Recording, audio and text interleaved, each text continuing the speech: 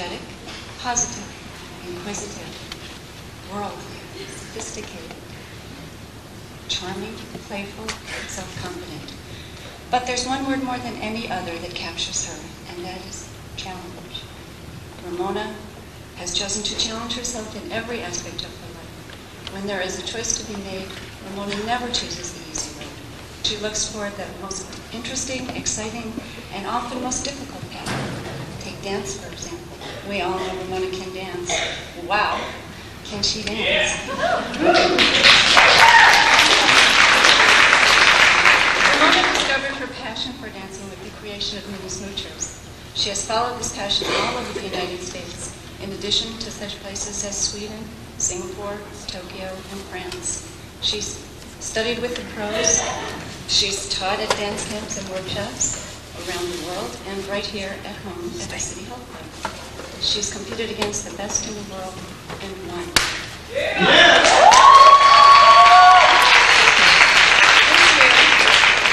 This year, Ramona decided she needed more variety in her dance, so she began studying ballet at the Ithaca Ballet. She's performed in the Nutcracker as well as numerous showcase productions. She's enjoyed sharing this new experience with her brother Jesse and her sister Renee, who have performed with her in several pieces. Ramona's also challenged herself academically. Although she'd never had a strong interest in science, Ramona decided to go above and beyond with her science portfolio, and she took a college-level research course in ecology. And this time, something clicked, and Ramona discovered she was good at science. In fact, she excelled. Her teacher, Alexander, said that her deep reverence for the natural world helped to make her learning relevant to her life experience. The things she learned in this class she feels will affect the way she will live her life and how she views the world. Another way Ramona has challenged herself is in writing. Her writing is powerful and deep, creative and articulate. Her teachers describe her as a brilliant writer. She makes connections easily. She has a depth of thought and comprehension, which is truly impressive. This year, Ramona joined the agenda committee and jumped in feet first.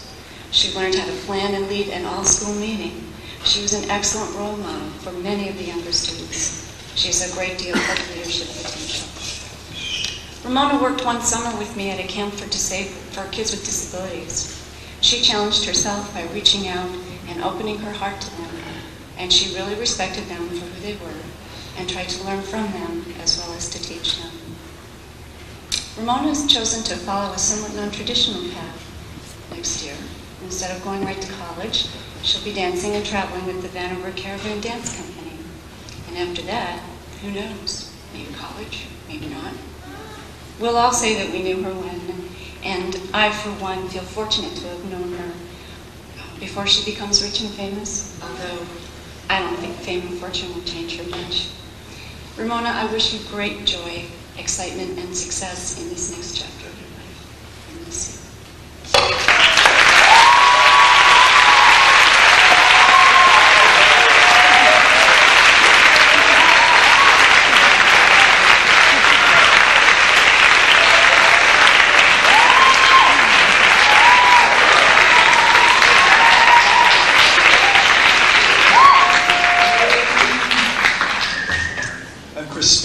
And I'd like to call up Asia Dillon.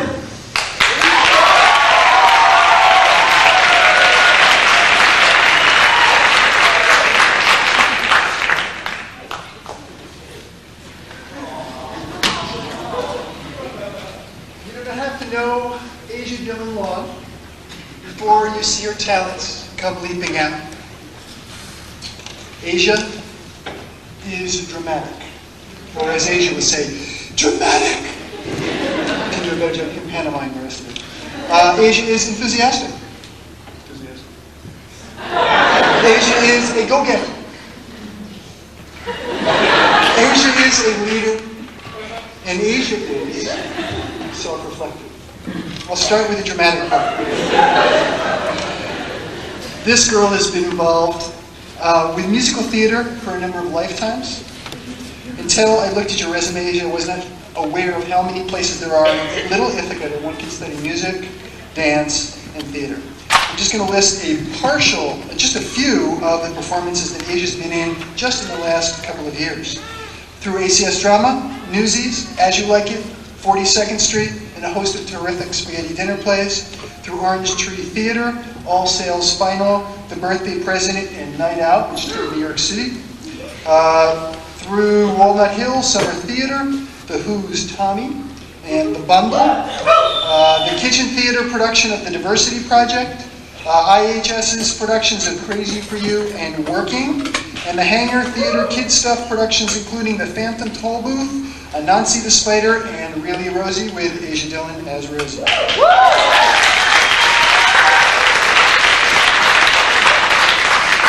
As you can tell by now, Asia is not afraid of the spotlight on center stage. Asia introduced herself to the school in 9th grade by leading hundreds of students in all school meetings. What she lacked in physical stature, she more than made up for with chutzpah. What's less known about Asia is her more self-reflective side. In reviewing your evaluations, Asia was struck by how many teachers opened with the line, "I agree with Asia's self-reflections above." Now, perhaps that was because you began most of your evaluations with, "This is the best course I've ever taken." But I think it was more likely because you're very skilled at seeing and articulating your own strengths and weaknesses. You know yourself, and you're able to advocate for yourself. The ACS Guidance Department could not think of another middle school student who more forcefully and persistently advocated for herself when trying to get into ACS for 4 years running. And she finally got in 9th grade, which she did.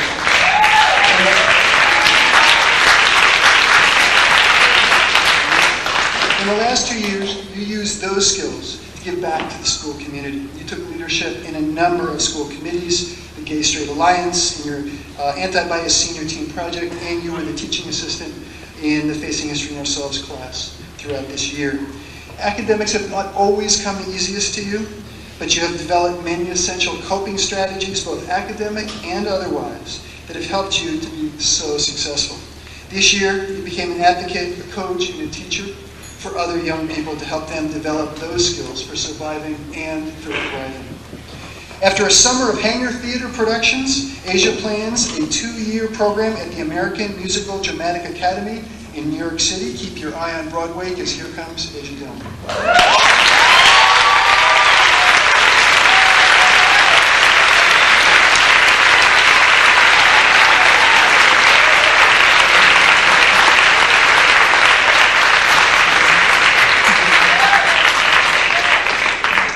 Ben Furness.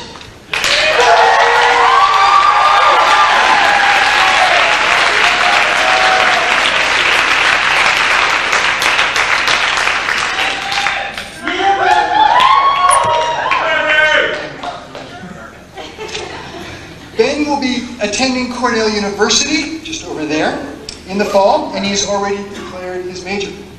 It is undecided. Perhaps Ben is undecided because of his love of the sciences, as evidenced through his experience in the personality and behavior class at Cornell last summer, or his extraordinary work in so many ACS math and science classes. More likely, Ben is undecided because of his love of writing and poetry, which he deepened this year in his AP class at the high school. Ben's involvement in the social sciences may have prompted his choices of majors. He loves philosophy and politics, was inspired by the Cornell government class, Freedom of Justice, in the Western tradition. Maybe it's the music thing I saw earlier. Ben's school governance experience has been an excellent training for his major. Through leading all school meetings for many years and through his role this year as ACS student representative to the Board of Education, Ben has developed the ability to see and articulate all sides of all issues. The undecided major will allow Ben to continue his community service work at BJAM's Head Start program, Lakeside Nursing Home, Ithaca Neighborhood Housing, performing for the AIDS Work Community Theater, leading mediation workshops, or teaching dance at the recreational mainstreaming program, just to name a few. The undecided major will be an excellent preparation for Ben's long-term goal of teaching, although he already has a lot of experience both in teaching swing dance classes and as a teaching assistant in the Facing History in Ourselves class. What better training for the discipline of undecided than theater? Ben has taken on numerous dramatic roles for the Kitchen Theater, Orange Tree, Ithaca High School, the Hangar Theater, and of course ACS Drama. He has been in professional films and he's produced his own videos. The requirements for Ben Major will almost certainly include the pursuit of his desperate passion, dance. Ben is another of the moochers. I'll mention only two of his many awards. In 2001, first place in the American Lindy Hop Championship. And this is just and the second one that Ben may be most proud of is this award. He received this at a national championship where Ben and his partner choreographed and performed a satirical dance which critiqued the rules and regulations and the norms of the culture of swing dance competition. The judges, instead of giving the award, disqualified him, but in fact a fan sent this award for his creativity and incredible dance.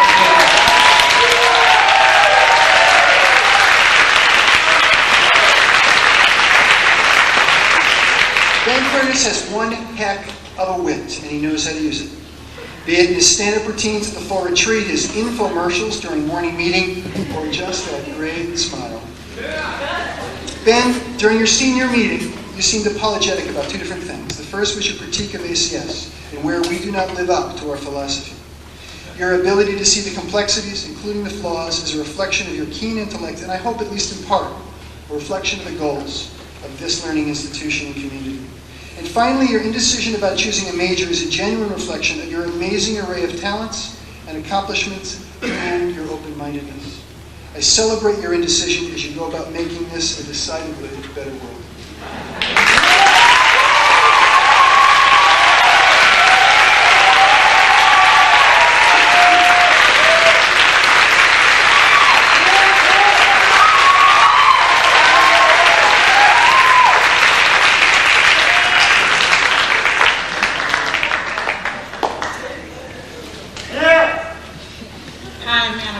I'd like to ask Ben Wade to come up.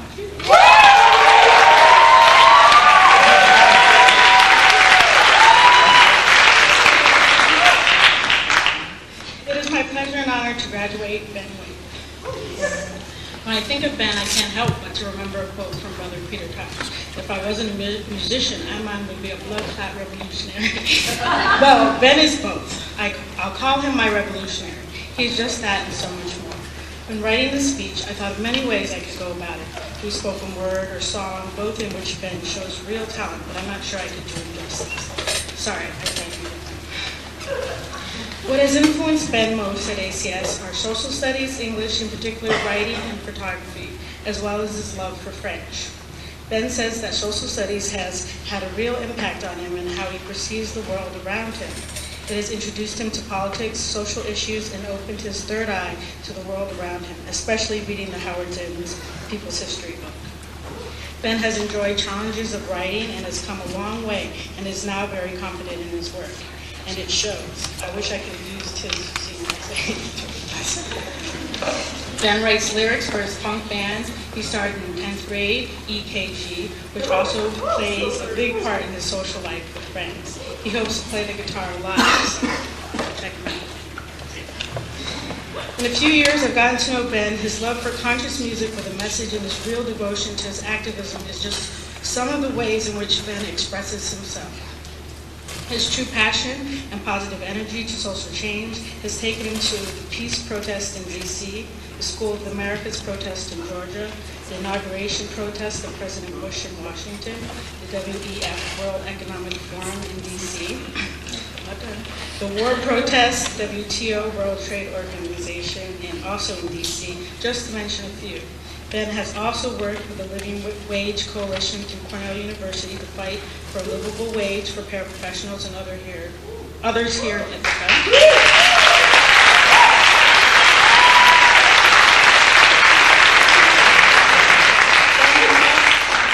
Ben has also been an active member and volunteer of one of Cornell's oldest student-run leftist groups, CUSLAR, Committee on U.S. and Latin American Relations, which is a part of PRESS, a Committee on Religion, Ethics, and Social Policies at Cornell. They both pride themselves on political and social activism locally. Ben has worked with youth outreach programs that has taken him to Cuba last summer, farming, doing real hands-on stuff. You go. Your commitment is true. Ben is an in-depth in math, social studies, and photography. His love for activism has been seen in almost everything that he does, whether it's his lyrical content in his songs that have become more political and social over time, or his photo images of people at protests. His true ability to link everything together has made him, no doubt, a true revolutionary.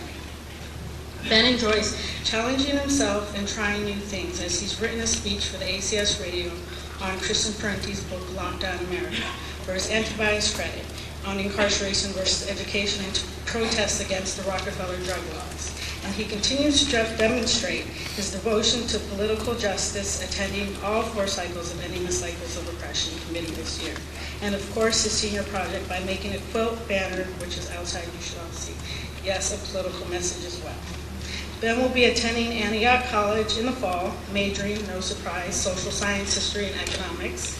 I wish him the best at Antioch, which will provide him the satisfaction of traveling and studying in big cities in which he loves and thrives in.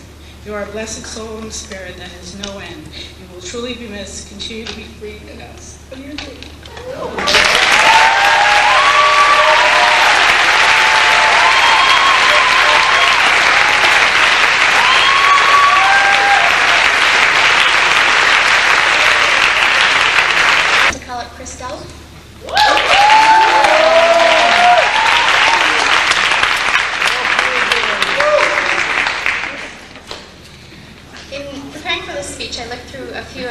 Evaluations over the last 2 years, and I saw some patterns and similarities, and I'd like to read a few quotes.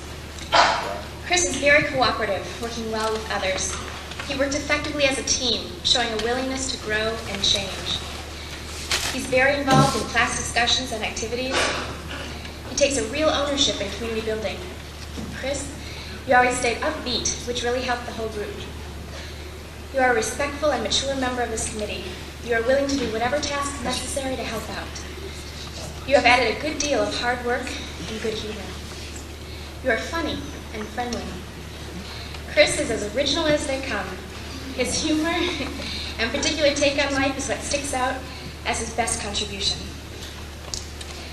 As I went through these, I noticed a few patterns that stick out. First, Chris seems to be an active participant in class and strives to make it a fun and friendly atmosphere for everyone. Second, he is hardworking, willing to pitch in when things need to get done. Finally, Chris's humor stands out as one of his strongest attributes. Of course, there's more to Chris than just these 3 features. It would be unthinkable to leave out his interest in electronics. In Chris's own words, it's hard to say how my interest in electronics and computers started, but now I work, play, and tinker with them all the time, and I just can't seem to get enough of the stuff. I like nothing more than finding out something new I can make or do with a computer or stereo system. Chris continues his reflection with a memory. I can still remember the day my first boombox came for me in the mail. It was a joy I can't even explain. I loved the fact that something so small could produce so much noise, not to mention the fact that it played music and had a remote. All of these toys and gadgets made me think of one thing. How does it work? Once Chris reached 11th grade, he tried to find out the answer. He joined the BOCES Digital and Analog Electronics program, learning about mechanics and digital microprocessing units. This program served him very well, as he was able to get a job at Ohm Electronics last summer, which will manifest itself into a full-time position next week or this week. In addition to the coursework Chris did with BOCES, he had also reflected upon some of his other components of his education. He participated in Rock the Arts and the Ithaca Festival for his community service project. Physical science fascinated him, as he states in his GB essay. Everything from momentum to friction, it was all there. I may be building on this knowledge and go into quantum physics because it all just amazes me. Chris also discusses career exploration as having a profound impact on his view of working. He says, having a job taught me a lot about being in the work world that I don't think I would have learned if I hadn't gone out and gotten a job at 16. It taught me what it means to work and get paid and the value of hard work. One other thing I feel I got out of all this is people skills. I found out how to talk to people I didn't know, as well as the people I'm working for, and how to be overall polite to people. This idea of respecting others showed up in his evaluations, his self-reflection, and his goals for the future. Chris says in his short-term plans for working and learning that, as far as how I look at the world and other people, I would like some things to change. Things like how people interact with one another. I would like to see people being respectful and caring of one another, not to mention helping one another out. It is important to me to be trustworthy, respectful, and helpful when needed. I guess it's really a code of ethics I have set up for myself. Chris, as you begin working full-time this week, take with you those qualities that everyone sees: your active participation, your friendliness, your hard-working side, your humor, and finally your love of fixing things. Congratulations, Chris, and good luck.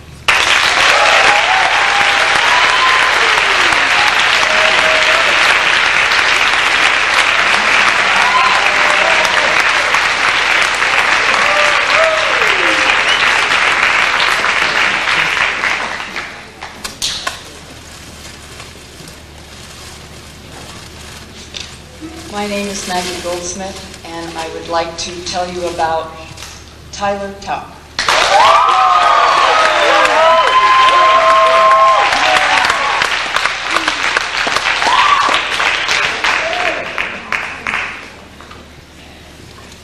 Tyler has been at ACS 3 years.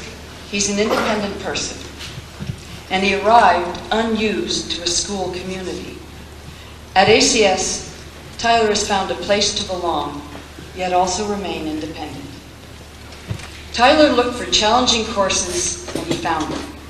He's appreciated the relevance of the teaching here, and he's discovered interactive learning. He credits the Algebra Physics Trig double-period course with teaching him to learn in groups through solving the daily problems with other students, a change for a person who was used to working by himself.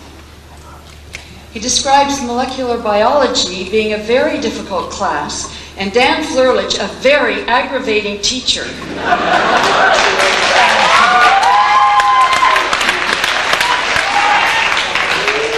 The problem was that Tyler does not like doing homework, and Dan would not, as Tyler put it, budge an inch.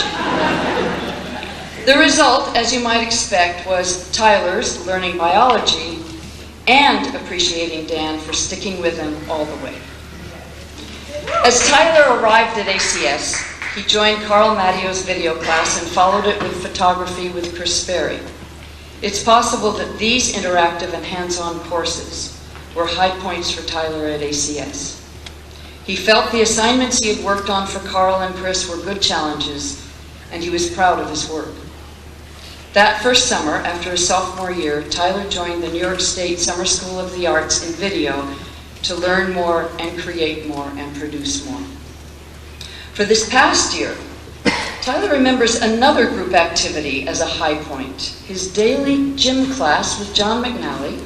He will not forget the excitement of those volleyball games and usually being on the winning team. You're getting a theme here. One of Tyler's accomplishments outside of ACS is hiking the Long Trail from Massachusetts to Canada, 265 miles. This spring, he joined our hiking trip. And though we hiked many fewer miles, Tyler was enjoying hiking with an ACS group. So that's a little about Tyler Taub at ACS and how he's become part of a community that will be part of him forever. You're taking all of us with you, Tyler.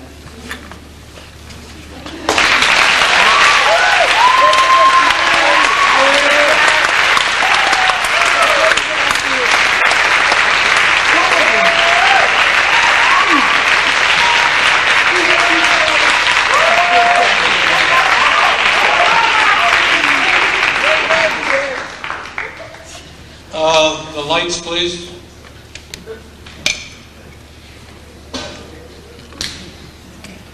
Now, we're fortunate that the lights are actually not dimming and that we've had pretty good sound, pretty good light this whole particular performance. Because the next person Since the early days of middle school, Natty Simpson, Natty, come up here.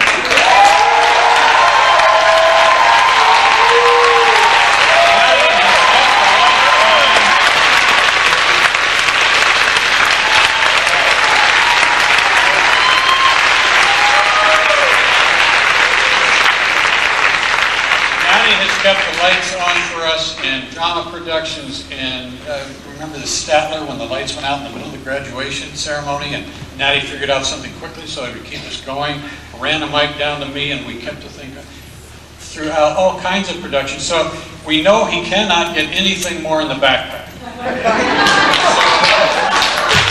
So we have a special tool bag which has some electric cords, one which doesn't work, which I think you'll be able to fix. Padlocks, and a very old, but I think really quite nice flashlight, a number of things here. Natty, we really appreciate that.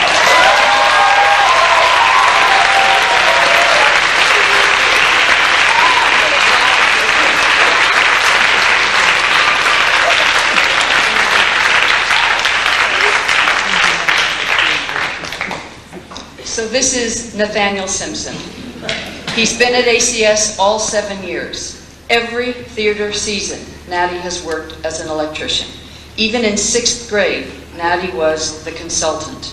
The older technicians would be up on the ladders, sending Natty to fetch and carry until there was a technical problem.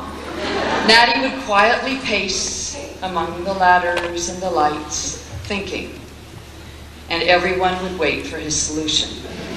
He soon earned the title Master Electrician and often Lighting Designer. And a senior project is the manual for future ACS theater technicians.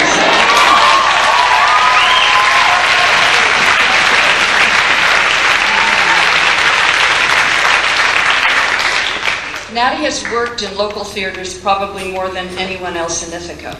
Because ACS doesn't have a theater, we grab performance space wherever we can, and Natty knows all of them intimately, often continuing work for other production groups.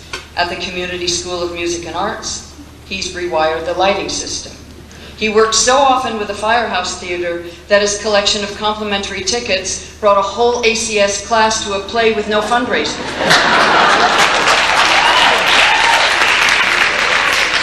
If you know Natty by sight, you recognize his massive backpack. I assure you it has inner supports. That backpack is a toolbox as well as a textbook carrier. Natty is our resident computer consultant / technician / expert. He has created programs to make ACS record keeping easier. He enjoys learning math and science. Though Natty has taken several courses at Ithaca High School, he often tells how he appreciates ACS for challenging students to think. He has always supported our bids to bypass the state testing mandates and create our own assessments. So much so that last year, Natty wrote a play that focused on mandated testing in New York State. His play was a satisfying satire of our adversaries. The staff performed this play for the students as the school year began. Indispensable though Natty has been, we have to let him go. Nathaniel Simpson is ready for new challenges at Cornell. He will not declare a major right away. Electrical engineering might be a suitable one, but Natty is most excited by the theater tech program at Cornell. We will not be surprised to see his name on Cornell programs as early as fall 2002.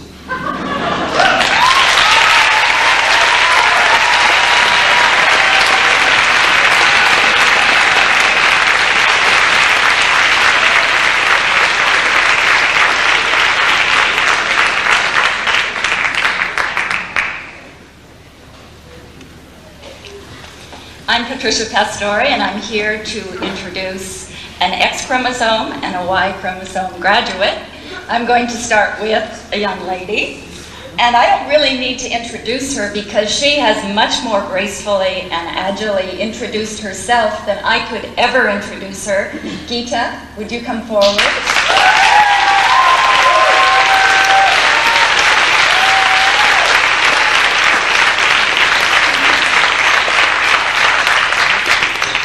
This is Geetanjali Sidhu, and when I was trying to think of what I should talk about and draw all of her characteristics together, as I often do, I put on my running shoes and I went on a walk. It was night, 9 o'clock, very warm, lovely night, and as I was walking, I came across a meadow, and suddenly there were thousands of fireflies around me.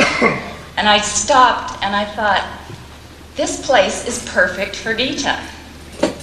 And it seemed to bring together for me a lot of her characteristics, as for instance, her love of beauty, as she showed us in her dancing,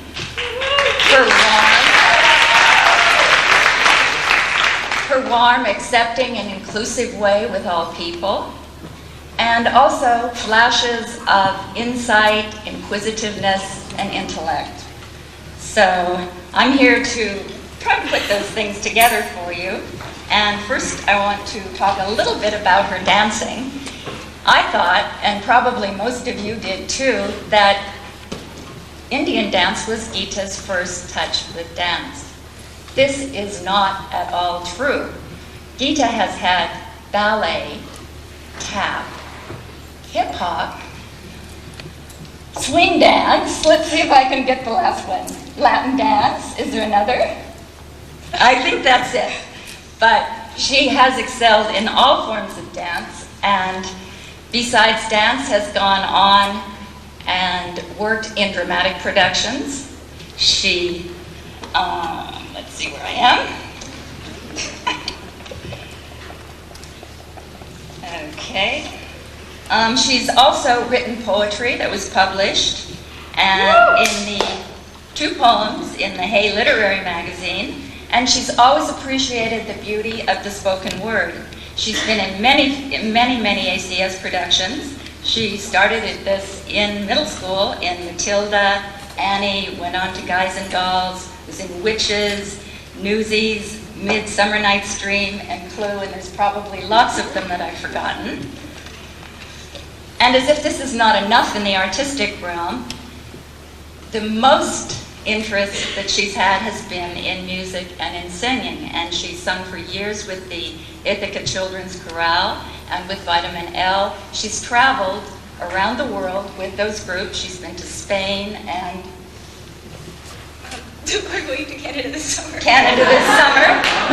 Okay, so she's done a lot in the artistic realm, and so we don't lose the image of the Midsummer Night. Geeta's sense of beauty isn't a cold and formalistic sense of beauty for beauty's sake. Many of Geeta's performances have been linked to community service in the widest sense. This link between art and communication and service, inclusiveness in the widest sense, we found in her senior essay where she was posed the question, what would you donate to if you were a wealthy philanthropist? And she started by considering many causes, loaves and fishes, the Afghan women's cause, but she finally chose the Children's Chorale because most people neglect funding of music because music education develops the intellect and the emotions of children, and most of all, because music brings people together to speak a universal language. And besides all these artistic satisfactory endeavors, Geeta has been an outstanding student. She's never been satisfied to stop learning at 2:30 inside school or stick to her grade level. In the 11th grade, she challenged herself with an AP English course that usually only seniors take, and she got college credit. And this year, we've seen far too little of Geeta because she's been at Cornell. And our only consolation has been that we know she's exploring future possibilities and links to her past, the 2 main tasks of adolescence.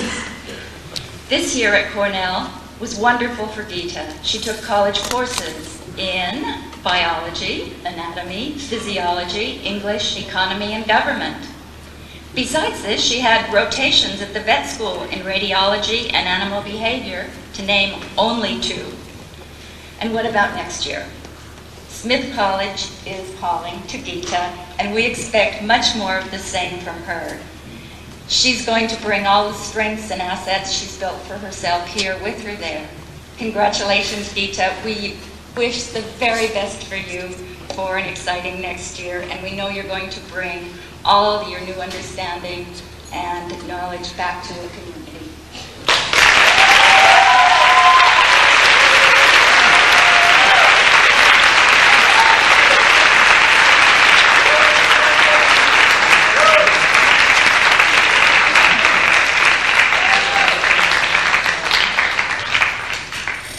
Okay, our next mystery guest goes by a strange email name. Would Psycho Ballerina please step up?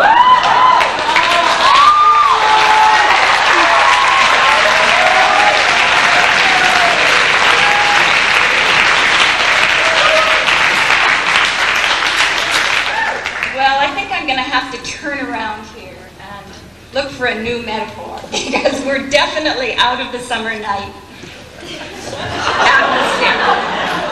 And thinking about what metaphor, what simile could I use for Tom, it occurred to me that maybe a metropolitan city at rush hour might be appropriate. A big city with all the excitement and challenge and hustle and bustle. It's no coincidence that Sam is going to be in New York City. Where's Sam? It's no coincidence he's going to be in New York City in the near future. Searching back in my memory for an image of Tom when he was younger, I remember really clearly many occasions on which Tom would take a ballpoint pen and write on his hand something he had to remember.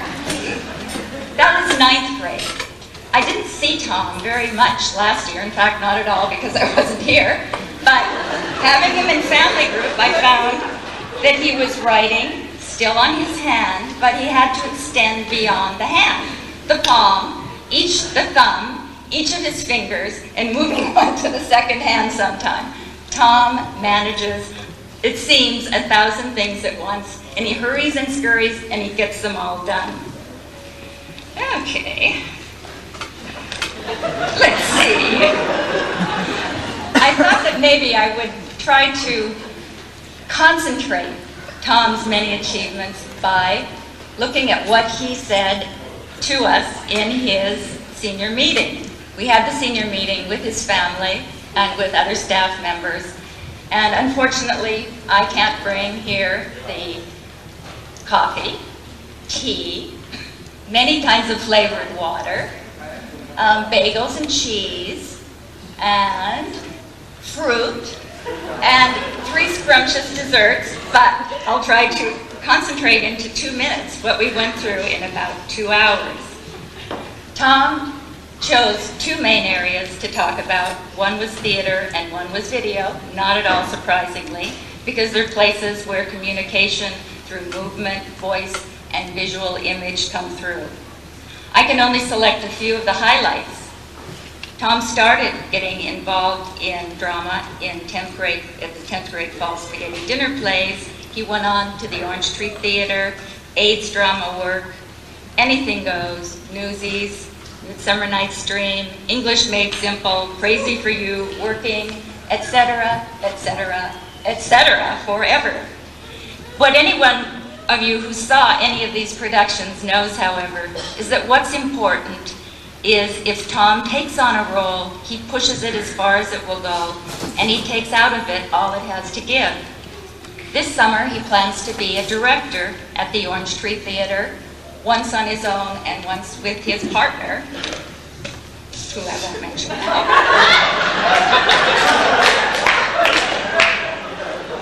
Tom's other avocation for the last 2 years has been video production. Once again, the list is overwhelming. I'm just going to name 3 different titles. Fearsome Fighting Teens, Water, a commercial about and from the best country in the world, La France. Okay? Another French connection was Galois, the life of a mathematician. This was Tom's AP Calc project last year. But when did Tom have time to study? Or have any free time? Tom's own words. Free time? Well, in my free time I brush my teeth. Although he sometimes gets, as he says, wacky and loopy from his frenzied schedule, Tom's advice to younger students is, don't look for the easy courses. And he really never did. On the contrary, he sought out the difficult ones. Molecular biology, APT, facing history, AP Calc as a junior, AP Spanish and AP English this year. And if forced to choose 2 words to describe Tom, they would be loves challenge. Not only accepts challenge, but seeks challenge. So what will Tom do beyond ACS? Well, he's going to the NYU acting program, and he's going in with a philosophical attitude. Kind of, well, if acting works out, that's great, but if it's not in the cards, that's okay too. Tom has so many other interests and options that he does not need to worry. But even before entering NYU, which he's deferred for a year, Tom is going to Slovakia next year with the Rotary program. Tom, why Slovakia after 7 years of Spanish? Well, this is another part of the challenge. He has no knowledge of the culture or the language. No one also from this district has ever gone to Slovakia before. Finally, I can't leave Tom without acknowledging the fabulous job he's done in making morning meetings a fun place to be. The last Friday that we were in school, Tom received, and I'm not exaggerating, a 2.5 to 3 minute ovation from all the students in morning meeting, thanking him for making what could be the most boring time in our life really fun. I rest my case. This guy is ready to graduate. Congratulations.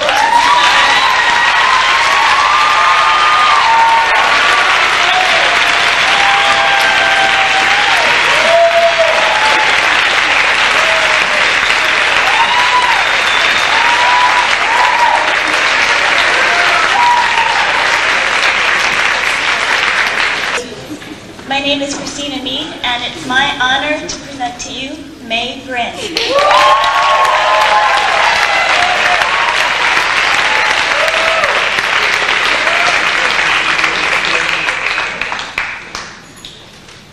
You're as likely to find May batiking quilt squares for her sister's wedding present as helping her dad install a steel roof on the cottage they built together, printing photos in the darkroom at ACS, or hanging out in her treehouse, or playing the cello.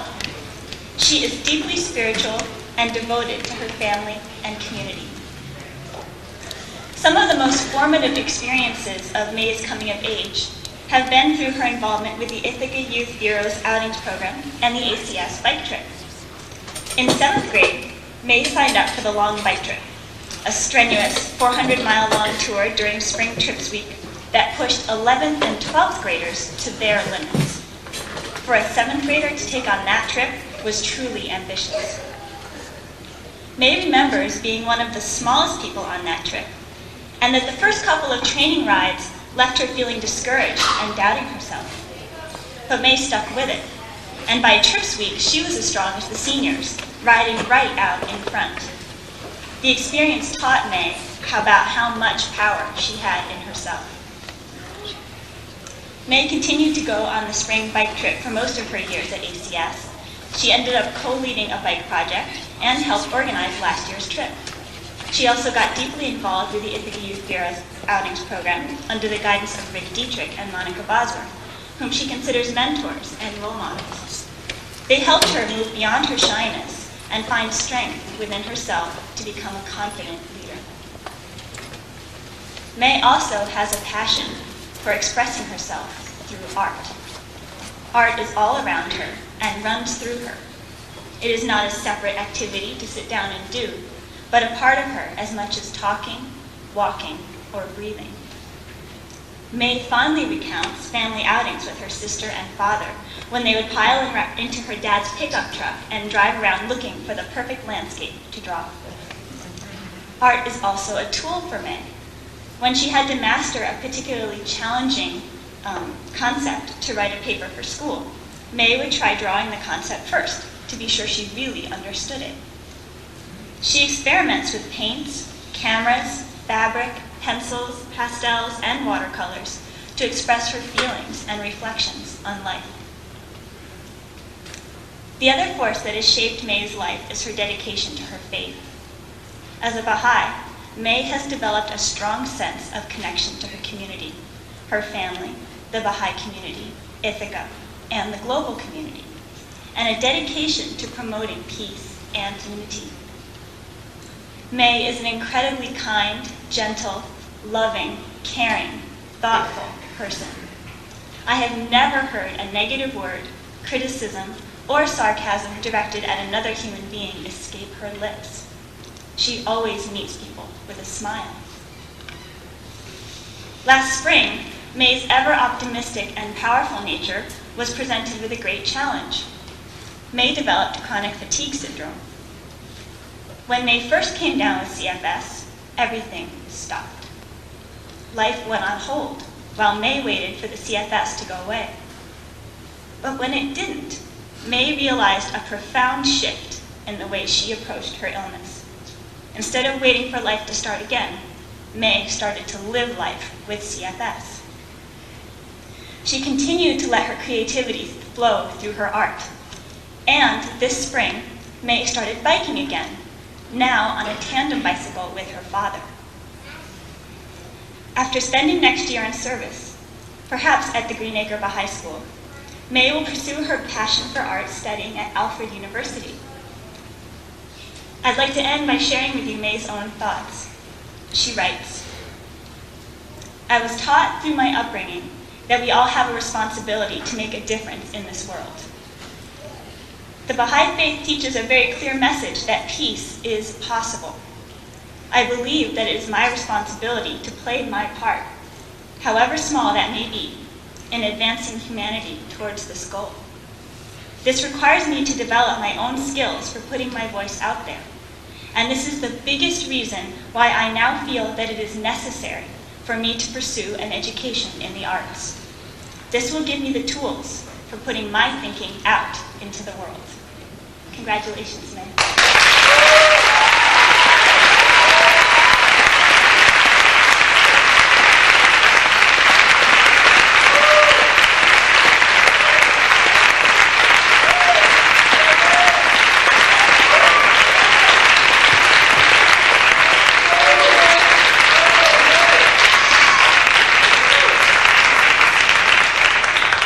Hello, my name is Weepling Steinhardt, otherwise known as Whip, and I would like to bring to you Nat Ferris.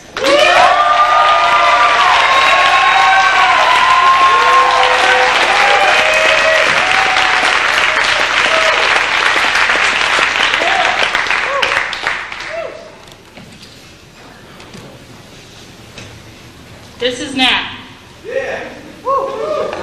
This is a very different Nat from the one ACS met 7 years ago. For one thing, he is much, much taller. But Nat has also become more in tune with what things are important in his life. Most of this comes from the fact that Nat is an example of an in-depth learner, going beyond what he is taught in the classroom and searching out answers to the unanswered questions. Dr. Dave's World Religions class was an example of Nat wanting to learn more. He took time outside of class to explore his own spirituality, visiting and learning about many of the religions practiced locally. Along the way, Nat gained many great experiences, one of which was the art of Buddhist meditation, a practice that Nat has continued on and off throughout the year. Nat's in-depth learning can also be seen in his senior project, which everybody should take a look at. Last summer, he took pottery classes at the Folk Art School in North Carolina and continued this year at the Cornell Pottery Shop. It's a different art form, which is why I like it, he says. So naturally, when Nat did his career exploration, he chose to work with Jan Brown and get a better idea of how to use this art form as a life's work. Nat has also taken his zest for learning into the realm of helping others. Helping others has been very important to me, Nat told us at his senior meeting. This becomes very clear when you look at the long list of community service experiences he has had. 11th grade at the SPCA, 12th grade, Loaves and Fishes 1 day a week throughout the year, Lakeside Nursing Home, BJM, and the SharePoint. Nat also spent this year's Spring Trips Week at the Akwesasne Mohawk Reservation, where he said he experienced a new culture and a new language. While there, Nat helped to rebuild a playground and plant many new plants. But the Nat you see before you is also an adventurer. He has participated in crew with the Cascadilla Boat Club and enjoyed the Nature and Survival Project for many years.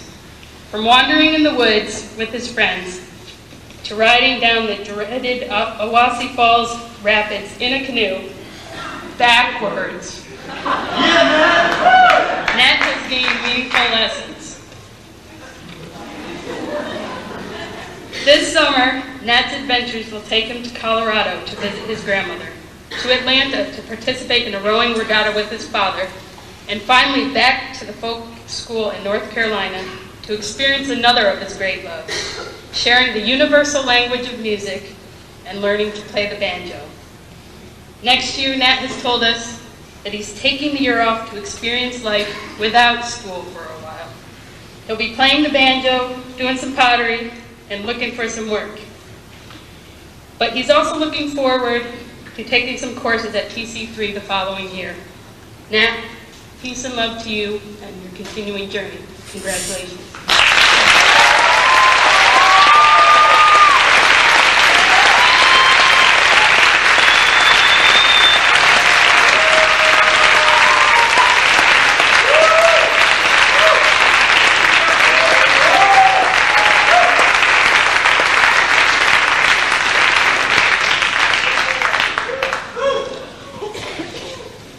My name is Dan Flurlich.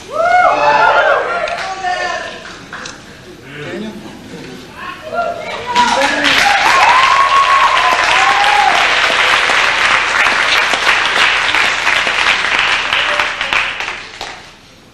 I have the honor of sharing some reflections with you on Daniel Francis Forrester. One of the things that is truly magic about being a teacher in a 6th through 12th grade school is the opportunity to witness growth. And in Daniel's case, it's the growth of both his mind and his heart. Watching Daniel grow intellectually has been awe-inspiring. In 6th grade, Daniel's comments on his self-evaluations included, "I work pretty bad with other people. I finally saw a mess kit. And my favorite, I think I made progress in watching movies."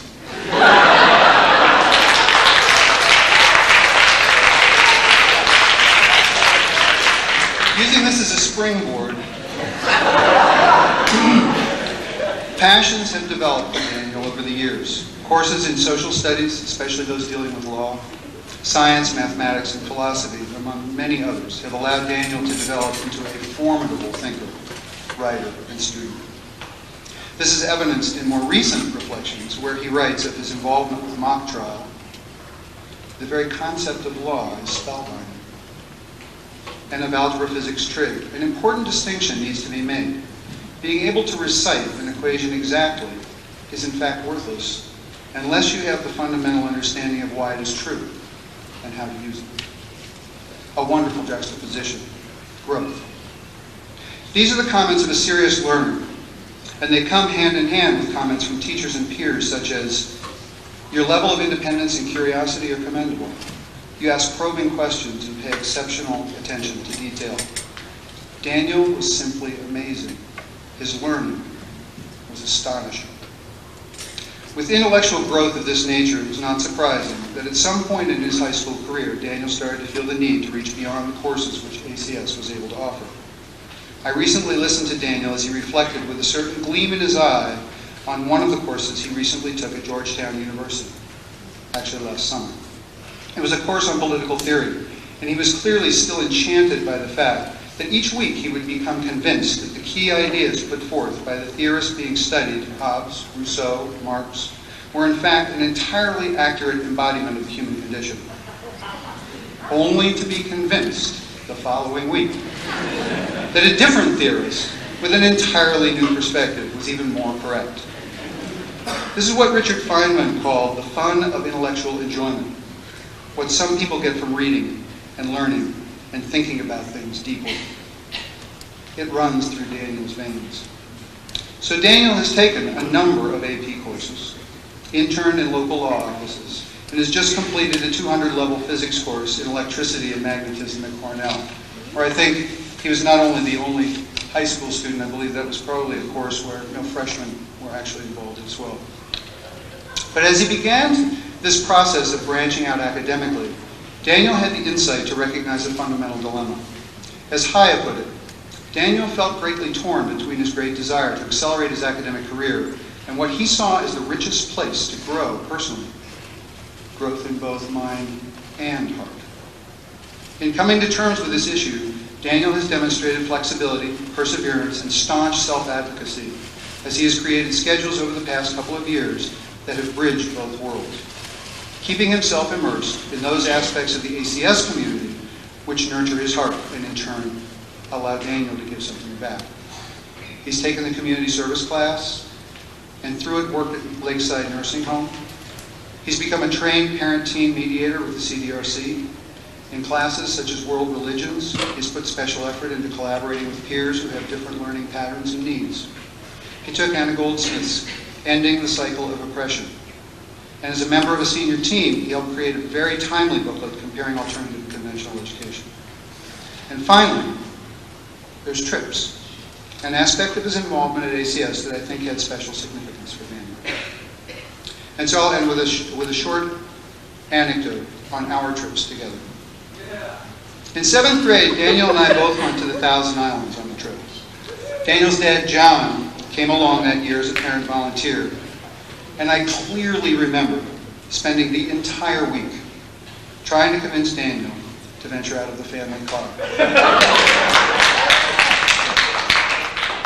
He just wouldn't buy that 40-degree temperatures, rain, and intermittent sleet meant nothing to the fish that he could have been catching. Last spring, Daniel and I again shared a trip, this time a 50-mile canoe trip down the Delaware. And again, it poured rain, and the cool temperatures made hypothermia a very real issue. On your evaluation for that trip, Daniel, I wrote, "Your clear, purposeful co-leadership made all the difference on this trip. You were the last person to check the boats at night, and you maintained an awareness of how the others on the trip were faring with the cold and wet. No less important was the positive, inclusive attitude you offered each of us, each and every day. That's growth, both in heart and in mind." Next year, Daniel will be challenging himself as a philosophy major at Cornell University, where, if I understand things correctly, the spring semester ends just in time for anyone who might be interested to sign up for co-leading a trip.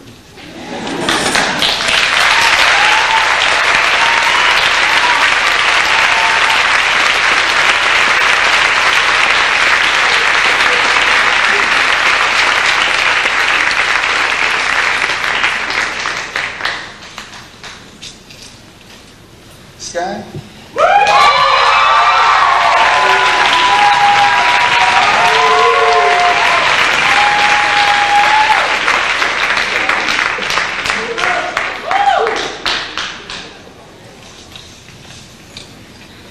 This is Sky Cool Breeze Humphrey.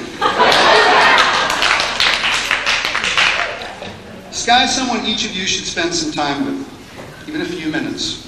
you'll walk away better for it. He's an extremely compassionate, deep-thinking, fun-loving, utterly honest young man. Sky started public school in the 3rd grade, feeling uncomfortable and out of place. And while he gradually settled into his school years, according to Sky, it was not until he entered ACS in 6th grade that he really felt like he belonged. A somewhat alternative family, a somewhat alternative school. A good match. As I listened to this telling of his past at Sky's graduation meeting, I was struck. I was struck as it being somewhat ironic. For here stands a man who, as much as anyone I have ever met, is able to be his own person. Sky thinks deeply for himself. Others have written. You have the ability to speak honestly, directly, and for yourself concerning any issue. You're willing to disagree with the general accepted attitude of the group and state your disagreement in clear, concise terms. Sky was a powerful influence in this class. He asked very challenging questions, raised profound issues, and always pushed us to think and feel more deeply. Sky is a probing learner. Again, quotes. Sky takes himself seriously. He takes ideas personally, and that is why he's such a brilliant and passionate student. And another. It's rare to find a student not only able to try to see what's really there, but to follow it until new synthesis is actually reached. I'm actually making some of these up, but they sound pretty good. Sky is also profoundly aware of his place in the world and values the education that has helped build his awareness. Again, at his graduation meeting, Sky spoke of the fact that as he moves through the world and has conversations with others, both young and old, he feels the breadth of awareness that his education has given him. That more than most, he has had the opportunity to see other sides of issues and think about things from other perspectives. Sky's also playful. As Hyman's writes, this is a young man with a delightful way of appreciating life. He's optimistic, friendly, and very fun. And one of the things most fun in Sky's life is dance.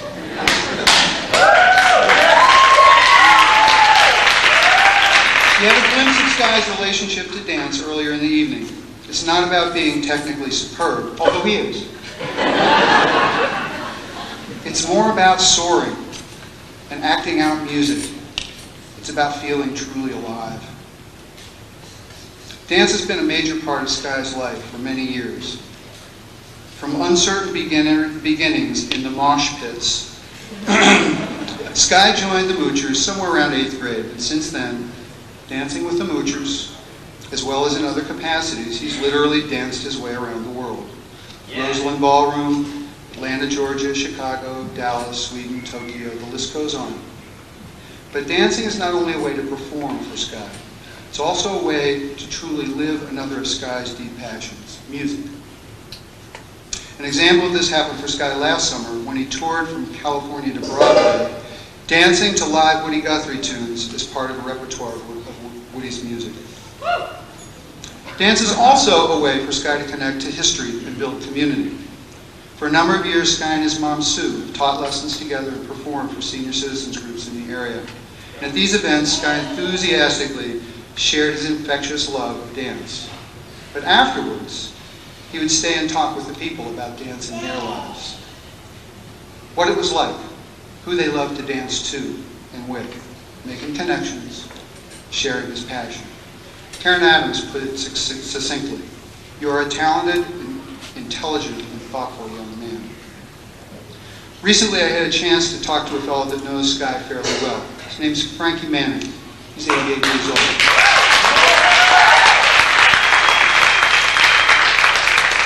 As we chatted about you, Sky, he asked me to pass on a few words. He said, when you are a great dancer, it extends into your personal life. You are one of the most intelligent and wonderful dancers in the world of swing, Sky. Keep dancing and stay as you are. Yeah. Looks like Sky will keep dancing. This summer he'll be teaching with Ramona for a month in Harang, Sweden. And next fall, he'll enter Ithaca College where he'll pursue media studies and anthropology. Probably do a little dancing too.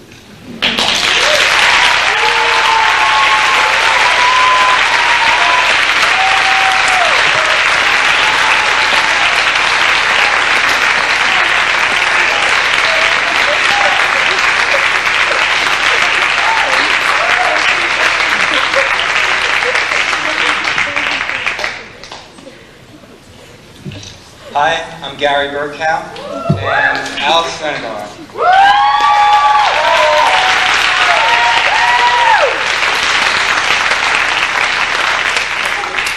Alice, in our first days together, I said I'm having a specific curriculum in place for you. But you made it extremely clear to me that you needed to be independent. Not only were you able to prove yourself in those first few months, but you've made the art room your home for the past 3 years. I think of Alice as a self-contained artist who begins creating before the art room door is even opened. Once I've unlocked it, she continues to be singularly focused on the art she began in the hall. Alice is responsible for the graduation invitation insert that stared at you upon opening. She also produced the artwork that graced the announcement for the ACS Media Arts Night in the Box of the Ox. These mixed media pieces, vivid with color, filled with depth and curves, are the result of countless hours of focused attention and incredible detailing. Alice's portfolio is filled with these characters in a variety of media in both 2- and 3-dimensional formats. Alice is not only known for her use of traditional art mediums, but for the work she has created digitally. This last fall, she signed up for a graphic design program through BOCES, yet found that she had more information and knowledge than the instructor.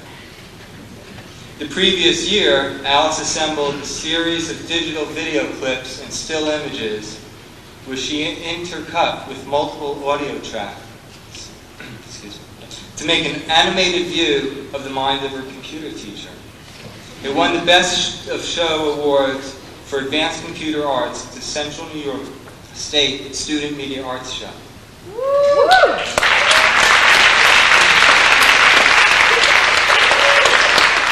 Alice entered and has won awards in both 2000 and 2001 at this highly prestigious show. With these awards in hand, Alice applied and was accepted to the New York State Summer School Digital Media Arts Program for both 2000 and 2001, as well as to the New York State Visual Arts Program. Alice attended the Digital Media Arts Program both summers, spending 4 weeks of classes and seminars on a college campus. Alice has extended herself by bringing her pieces to the public.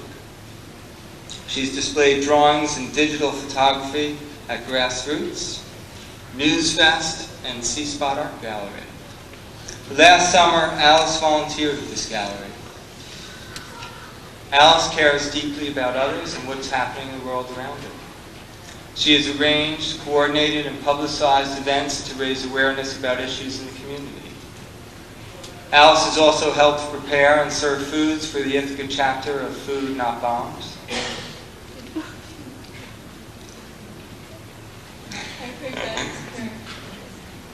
Her most recent work is a group project creating a digital video about the diversity of opinion involved in the September 11th tragedy and its aftermath. Alice plans on continuing her art career by attending the Art Institute of Chicago this coming fall.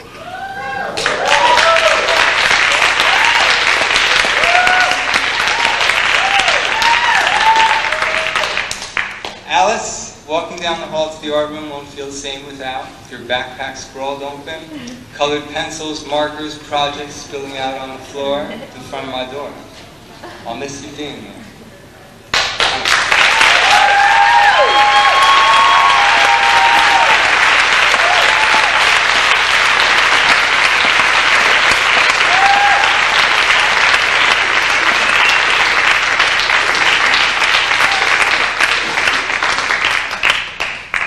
The next person I want to call up is Devin Lang.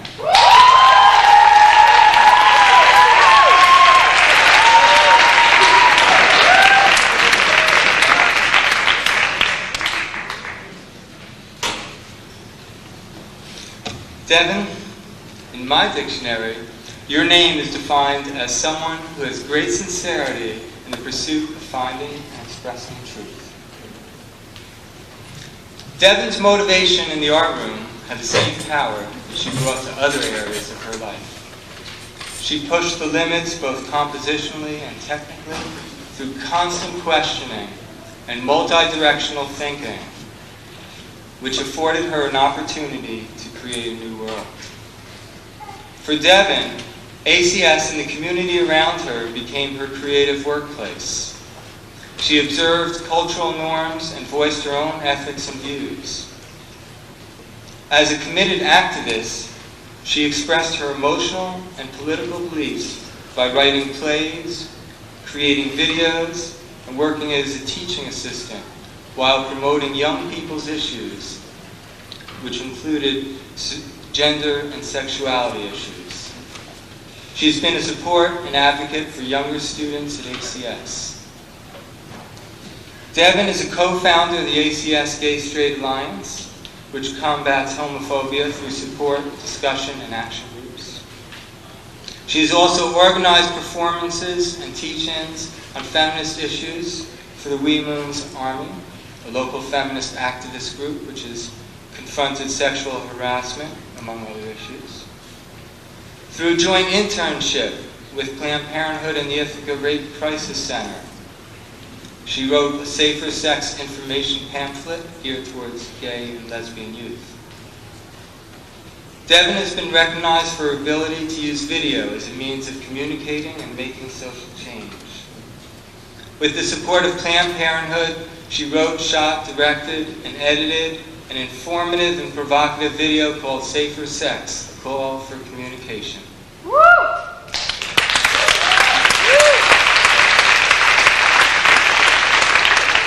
Devon was also hired to direct and edit The Hands That Help, a video documentary lobbying for a living wage for Ithaca paraprofessionals.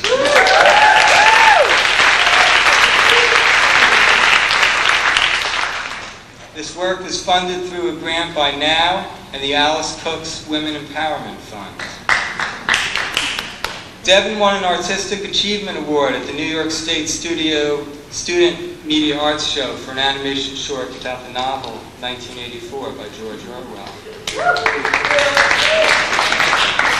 Last summer, she was selected to participate in a National Media Arts Conference in Austin, Texas. Directly afterwards, she wrote, shot, directed, and edited a video piece about patriarchy and sexual violence at the New York State Summer School of the Media Arts, which she attended. Devon plans on attending Antioch College in Ohio next year. Devon, you're one of the most compassionate and friendly people who extends yourself to make each person in your environment feel included and valued. Your ability to see past age and position is a beautiful quality to possess. Not only will I miss you, but the younger students will surely miss having one as caring and nurturing as you.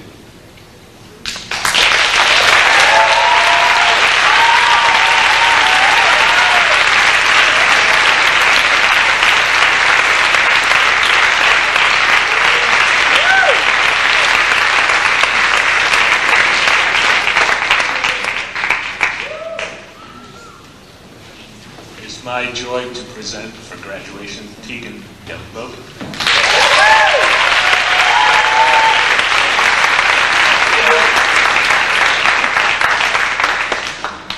In a time of ostentatious religious display, the prophet Micah railed against this practice, saying, "What does Jehovah require of you except to do justice, to love mercy, and to walk humbly with your God?" Tegan, you weave justice and mercy together into a whole. To do justice, you immersed yourself in the law, taking constitutional and street law.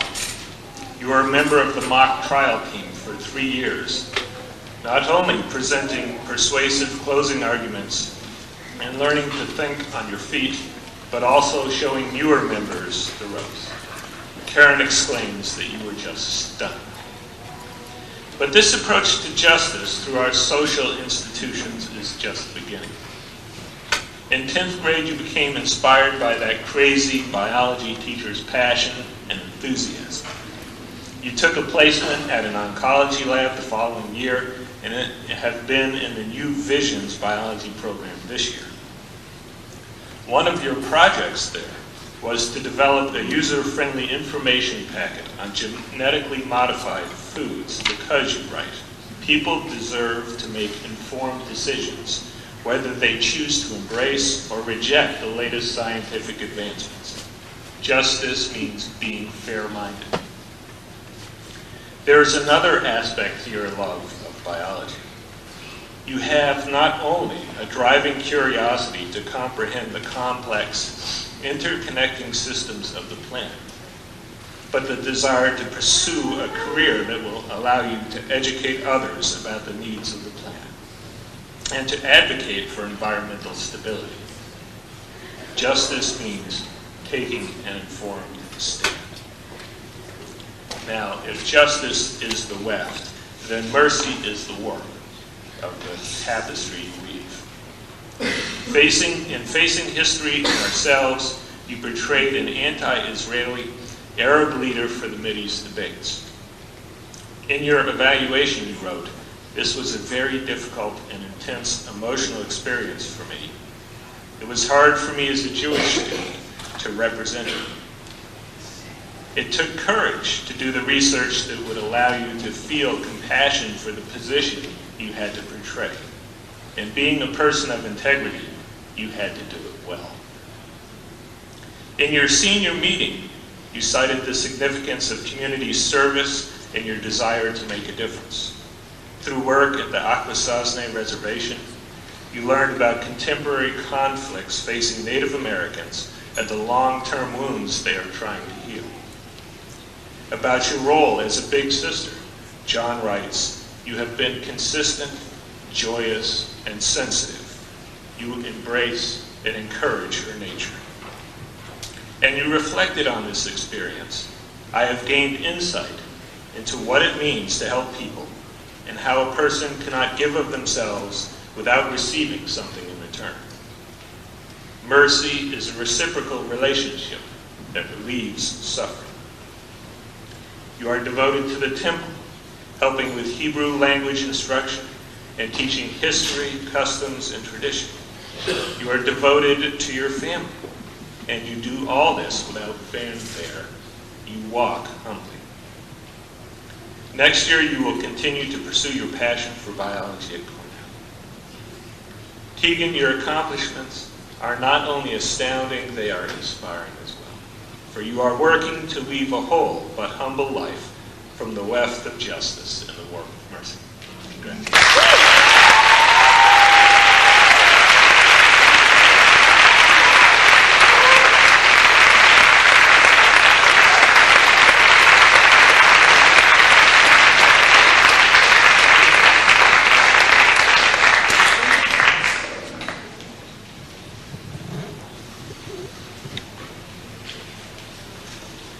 Rebecca Godin was looking forward to, start all over again. Rebecca Godin is heartbroken to not be here tonight to present the next two students. She's really ill. Being here meant a lot to her, so it would take a lot to stop her. I'll be reading her words tonight. You all just imagine it's Rebecca here, because I know that she's here in spirit. So first, Tracy Talmadge.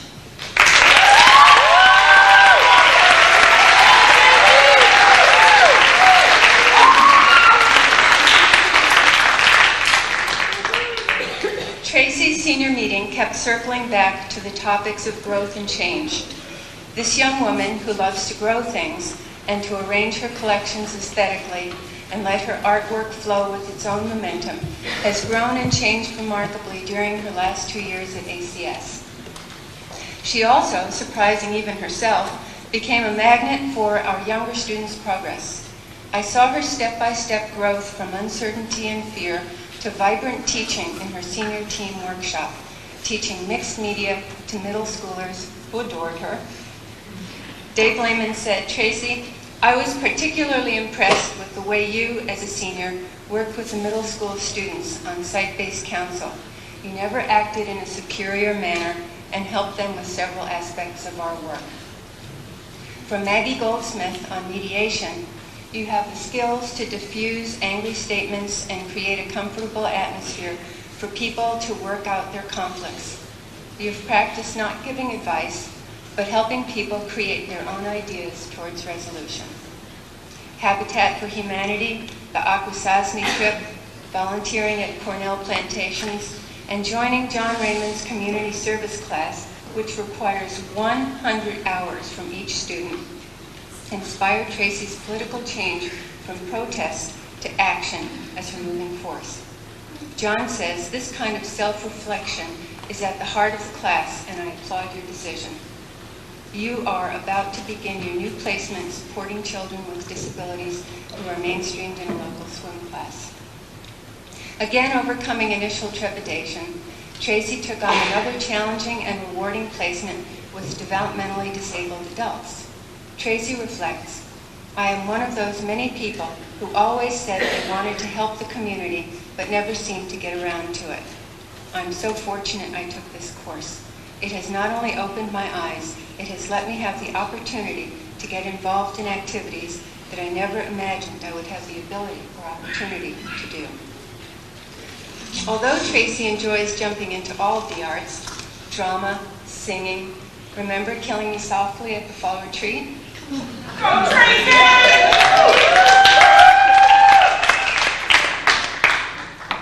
The visual arts and gardening have amazed us the most. I'm passionate about gardening. She keeps up her first garden from 3rd grade, along with current ambitious, ever-changing whole hillside wildflower garden. I just love taking something hideous and making it beautiful.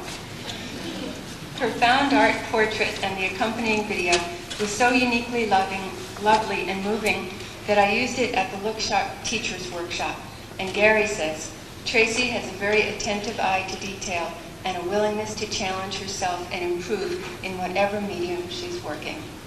This precision blossoms forth in her aesthetic arrangement of her Japanese tea sets, geisha ware, and chocolate pot collections.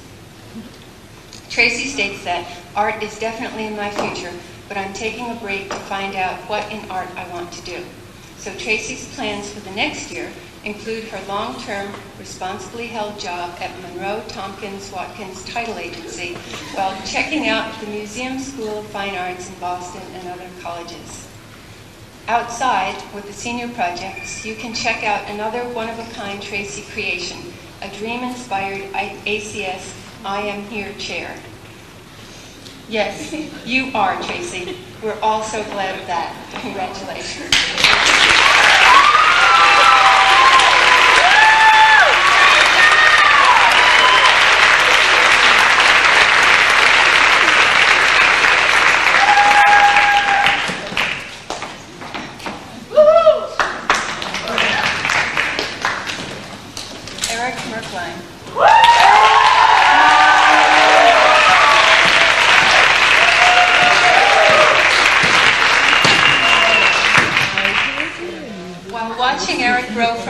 To young man over the last 7 years, many people have commented on how energetically he takes the most he can from all intellectual and creative opportunities he encounters, and how he gives back his all in return.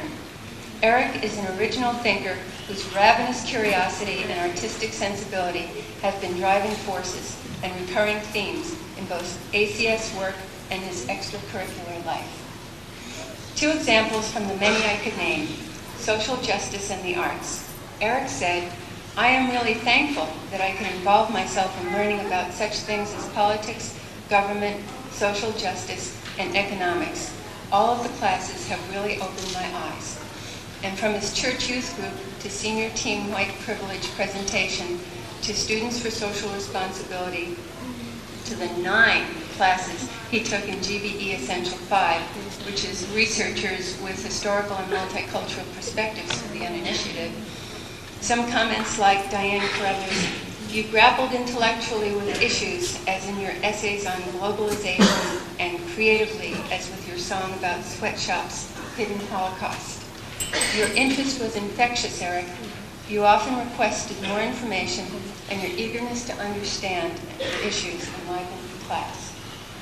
And from Karen Adams, you arrived each day in time to read several articles in the morning paper and discuss current events before class began. You were a leader in class discussions. Eric worked with Habitat for Humanity via his church group, served on the state youth cabinet, and was one of 4 teens to go to the Youth National Convention in Colorado. His pastor, an ACS parent, Wendy Fambro, says, Eric is a willing spirit, delightful to be around, and trusted in leadership positions. Eric's interest in political activism and world issues has led to a surprising change in his artistic direction. His extensive readings in politics and history have him writing song lyrics which are politically charged and inspired. So despite his still busy involvement in lighting design, drama tech, theater, and the visual arts, Eric now feels that his direction will be in music and pursuing recording arts. His lighting design and other theater work is well known and deeply appreciated by the Ithaca community. Ithaca Ballet and Opera, the Kitchen Theater, IHS, Syracuse, the Hangars, Newsies, and well, all the ACS plays and spaghetti dinners, and Orange Tree Theater, where he will design 2 of their 3 productions this summer. And I wonder if the Teen Center would ever have existed without Eric's steadfast input of countless hours of community service. He's a tireless and effective organizer who works smoothly with individuals and groups. He follows through and gets huge jobs done. He coordinated the Ithaca Band Fest 3 years in a row, was an arts cafe in Bahamas trip, and was site manager at the Teen Center. Ira says, Eric was the lighting designer for As You Like It at the Hangar Theater. Hanging the lights took 12 hours and then 3 days to troubleshoot. It was a huge undertaking. He currently is in several bands, including Government Cookies and Rose Ghosts with other ACSers, and is interning at Cypher Recording Studio.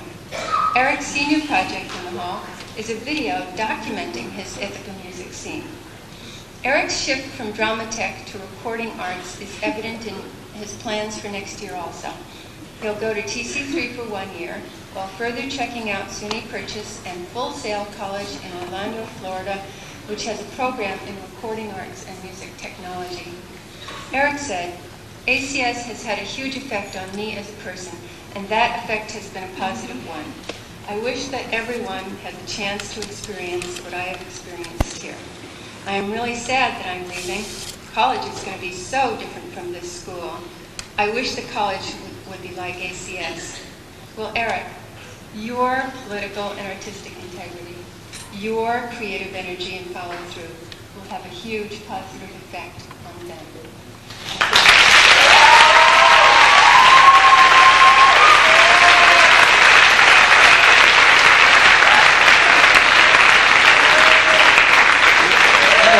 Diana Osmond's pinch-hitting for Rebecca. Thank you, Diana.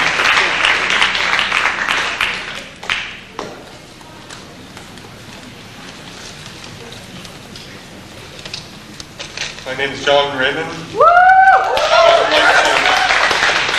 I'd like to call to the podium Vita Myers.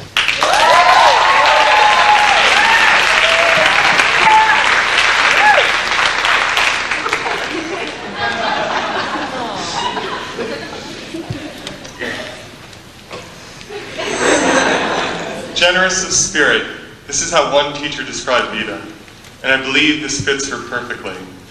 This generous spirit shown through at work, at school, and in the community. Of course, at times, Vita, you have also been obnoxious, wild, loud, and a tad vulgar. But for me, and many others, it is the generosity that stands out. In fact, your wild side and your generous side often went hand in hand. Generosity at work. Vita has had many jobs since she was 12 years old, from working at a chicken farm to flipping burgers for Cornell students. What is unique is that instead of bitterness, Vita's empathetic nature came to the surface. She grew to respect and feel for her coworkers, especially the older men and women who both endured the physical strain of hard labor and the demeaning attitudes of bosses and spoiled college students. Vita, in her amicable, she loves it when I use big words. Vita, in her amicable and easygoing fashion, befriended her coworkers and shared their anger, decency, and pride. Of course, she wasn't as amicable with the college students, but we won't go into that. Generosity at school. At school, this same generosity eventually blossomed, though first Vita needed to gain some confidence in herself as a student, a process she is still working on. Tripp tells me of times in 9th grade when, Vita, you literally hurled yourself down into the ground in the face of exams and school pressures. You yourself have spoken of times when school was the last thing on your mind, and you found yourself adrift and in danger. But in the last year or so, you have discovered a measure of confidence, and this has come in part through your openness towards and interaction with others. Excelling in photography and learning a degree of patience and precision, new traits for you, Vita. You took on the task of teaching others the art of photography and coached students through their visual sociology projects. And your own photos reveal your concern for others and for social justice. In fact, you gained enough confidence as a student to say of Chris Sperry's Facing History course, and I quote, "It was pretty easy." Generosity in the community. Vita, you have been one of the most consistent, committed, and hardworking members of the community service class. Despite your busy work schedule and squeezing in homework here and there, you showed up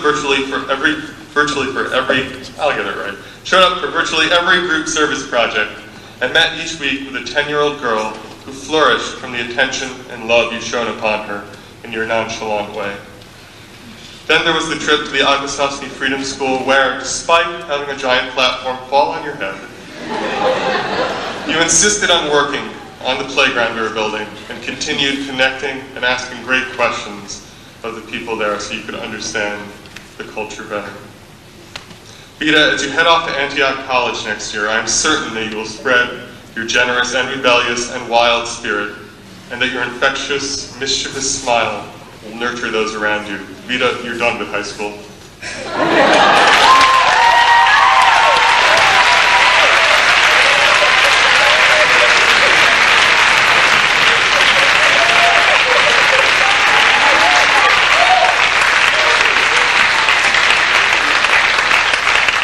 I'd like to call to the podium Katie Zipfeld.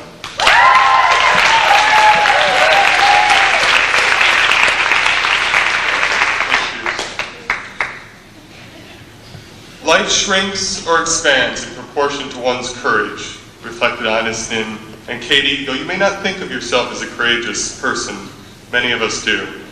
Here are 4 ways in which you are courageous. First, even though you're a somewhat shy person, over and over again, you have placed yourself in new and challenging situations.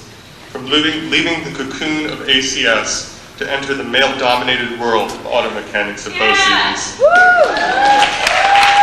Often in a dress much like this one. You also tested numerous service placements this year, many of which forced you to test your reserved nature. You even plan to continue your service work this summer at a camp for children with serious, often terminal illnesses. As Dan Fuller-Lodge noted, if you polled 2,000 people in Ithaca, there probably would not be one who would sign up for such an undertaking. But you want to do it. That takes courage, even if you don't see it that way. Number 2, though you don't speak up often, when you do speak, you tell the plain truth. You cannot stand pretension or BS.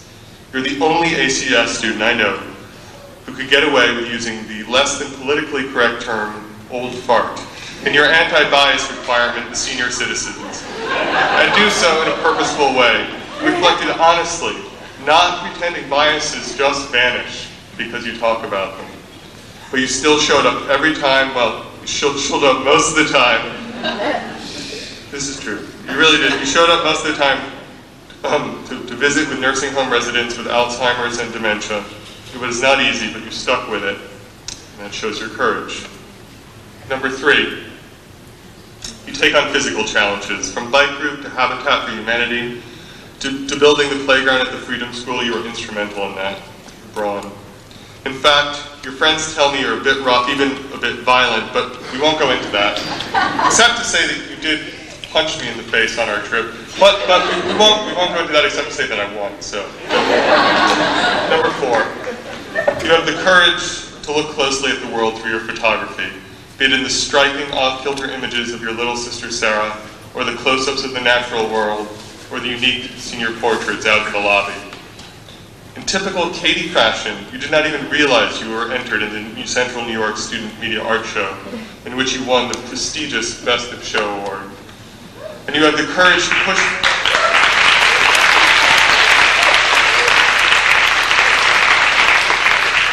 You have the courage to push forward with your academic career, even though many parts of school bored and confused you. Lucky for us, you plan to continue your passion for photography in college and thereafter.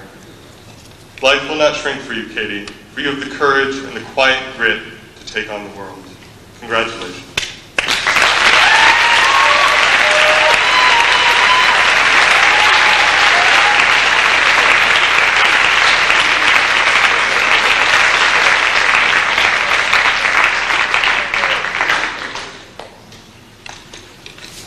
I'd like to call to the podium Sally Heron.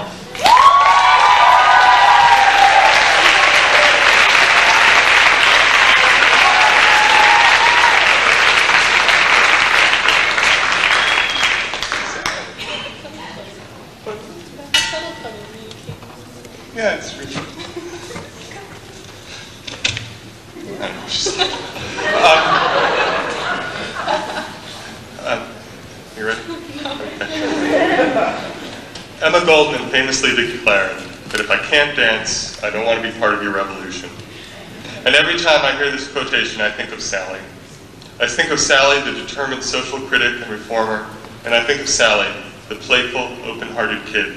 And I use kid in the best sense of the word. There's the serious Sally, who works to get rid of what she views as the draconian Rockefeller drug laws. The Sally who protests the School of the Americas, who speaks on behalf of our fight with New York State to preserve alternative assessment, who serves as a camp counselor for the kids of gay and bisexual parents. There's Sally, the student of film, indeed the only student to attend the New York Summer School of the Arts for Film in 9th, 10th, and 11th grades. The Sally who has already taken a film class at Ithaca College from her mentor, David Gatton. And there's Sally the daughter, who courageously confronted her feelings about her father in her Movers and Shapers video. And of course, there is Sally's senior project you have witnessed here tonight. Sally, with the help of others, tenaciously but respectfully pursued her vision of sharing Mumia's words and cause with all of you here.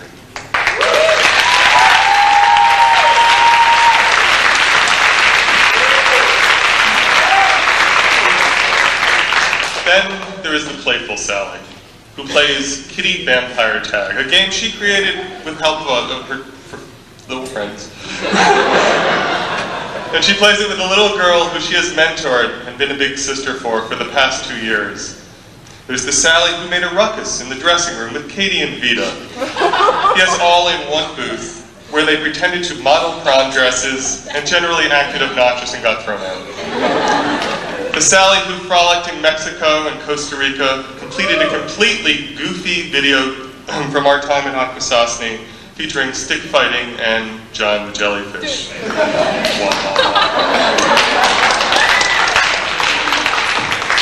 Then there's simply the Sally who we find just laughing and grinning and being Sally in the halls of ACS. But as Goldman's statement suggests, this way of seeing Sally is a false dichotomy. You need revolution and dancing simultaneously. The truth is that Sally changes the world through the interweaving of her childlike joy and her commitment for social justice. So a few years from now, when you see Sally's films in a little arty theater, don't be surprised if you come away a bit disturbed and maybe a little unnerved, but also chuckling and dancing and ready to make this world a more just and decent place. Best of luck at Hampshire. We'll miss you, and thank you for the friendship, Sally.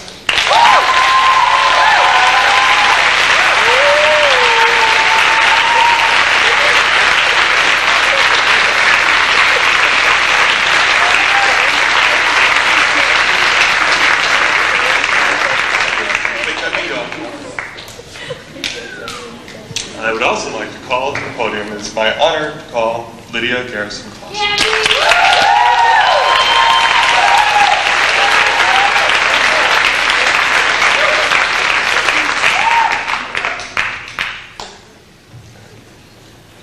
Hold every moment sacred, Thomas Mann wrote. Give each clarity and meaning, each the weight of thine awareness, each its true and due fulfillment. Lydia has begun to do just that, to be aware of her freedom and to act with purpose, cherishing each moment and action. Yet none of this came easily. It took many long talks with her friends and teachers, especially Sue Marsh. Tears flowed as she tried to figure out if school was for her. Her passion for music came first. If sitting inside four walls all day long gave those moments of her life their true and due fulfillment. But that was not enough. Lydia had to look inward, and she did that in part by leaving the confines of those school walls on a month-long sojourn across the US and Canada.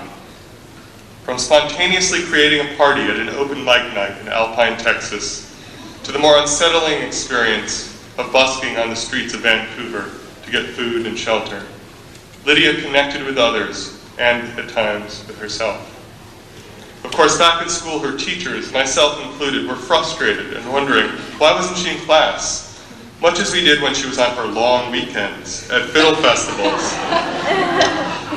I should have done it for weekends. Or when one day she had the opportunity to learn to gut and skin a deer, so she took the day off from school to do that. But that is Lydia. That is Lydia taking charge of each moment and thinking critically about what is of value in life. In school, Lydia also began to take charge of her learning. In classic Dan Florlage lingo, she ceased to be a mere consumer. She immersed herself in Native American readings and began to learn from the Haudenosaunee tradition to piece together some approach to life. But for Lydia, book learning is just one step. There must be action too. And Lydia, you did this through your work with the Share Farm, which strives to mend relations between native and non-native peoples and to return a land base to the Cayugas. She did this on the Akwesasne Reservation, where she connected with the people through her ears, her voice, her brawn, building the playground, and, of course, through her music. This combination of learning through books and actions, through savoring moments of connections with others, person to person, through finding and pursuing one's passion, are all part of Lydia's vision of education and life. And she has already begun meeting with others to transform these ideas into action, to create a space, not a school, but a space where people can get back to the basics, like living off the land and follow their real life passions. Recently, Lydia, you told me that you're thinking about improvising on the fiddle, moving away from the safety of set, clearly defined tunes. As you have with your education, you will make the music your own, savoring each moment, giving it each moment its true and due fulfillment. And the world will be a stronger, more joyful, more thoughtful place as you improvise your way along. Congratulations, Lydia.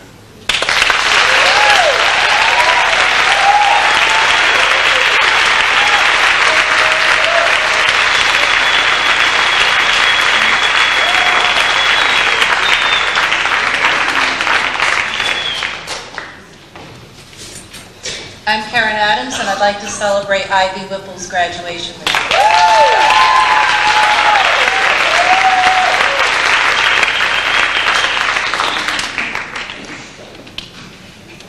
Ivy once wrote, "Voice, body, and imagination equal theater." And as you witnessed tonight, Ivy loves performing. During high school, Ivy has performed with the Youth Bureau Youth Theater and the AIDS Work Community Theater. She's appeared in the Ithaca High School productions of Anything Goes, Crazy for You, and Working. Last year, she was a cast member in the ACS production of Newsies, in addition to being a co-choreographer with Ramona. This winter, Ivy gave a gripping performance as Katya in the Kitchen Theater performance of Purple. Ivy also loves performance poetry, a term I learned from her. She used her voice to help teach Poetry Slam, where she was respected as a teacher and as a poet. She learned to give feedback without judgment. Last year, Ivy traveled to Ann Arbor with the Ithaca Teen Poetry Slam team and to the National Teen Poetry Slam.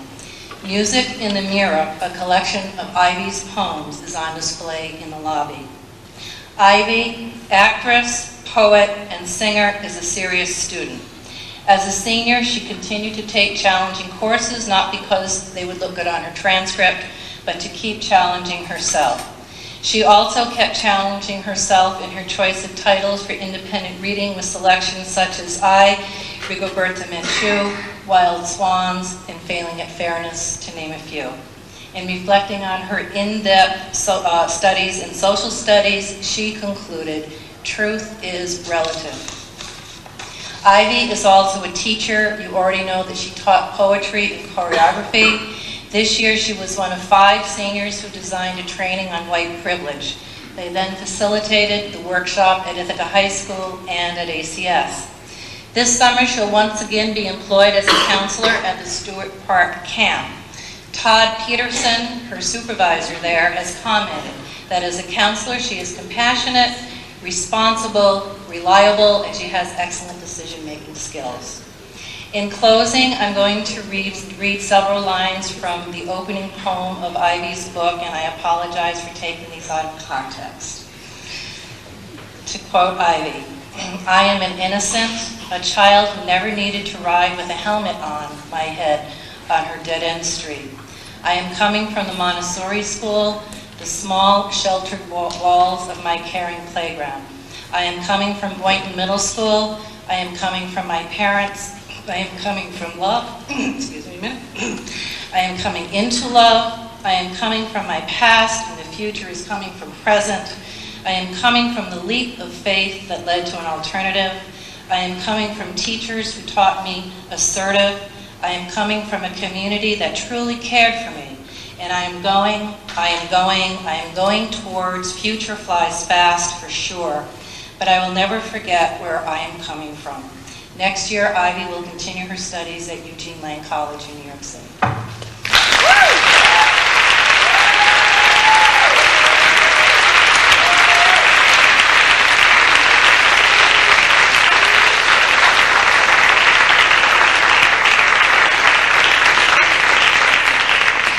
This is one of 4 secondary school graduations in the city of Ithaca tonight, and I happen to know that the others have concluded. So Robin Hockman is the last graduate for the year 2002.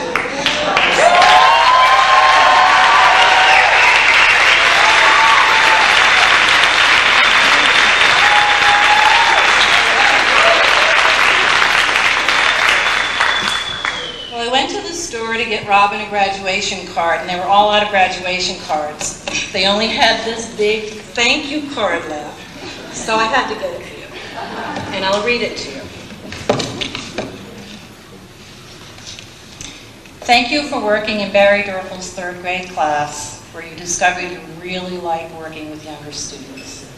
Thank you for acting on a vision as a 6th grader that you would like to help with ACS Productions, and for working as a teaching assistant with Maggie Goldsmith in Voyage of the Dawn Treaders for costumes and makeup, managing backstage, and making scenes work.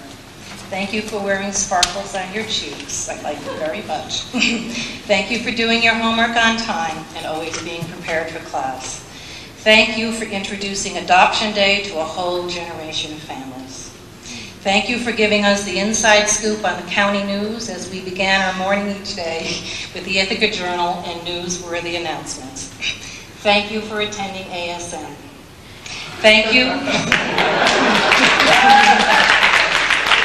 Thank you for working as a teacher's assistant in physical education classes, organizing groups, running drills, games, and cooperative learning activities. The teachers and the students trust you. Thank you for caring about your school community. Thank you for making it a goal to know middle schoolers and staying connected in an inter-age school. Thank you for the support you offered to 6th grade girls. Thank you for caring about yourself and taking on academic challenges such as bio, APT, and academic writing. Thank you for knowing that revision is not a dirty word. Thank you for being a leader in conflict resolution, for your work with the Alternative Community Court, Students for Social Responsibility, Mediation Committee, and a founding member of the Anti-Bully Committee. Thank you for approaching situations with an open mind and respecting the needs of others. And lastly, Robin, thank you for standing up for what is right. In your senior meeting, you stated that you learned from Mac Knight the importance of leadership, challenge, and focus. You have learned your lessons well, and they will serve you when you go to Hiram College. Congratulations.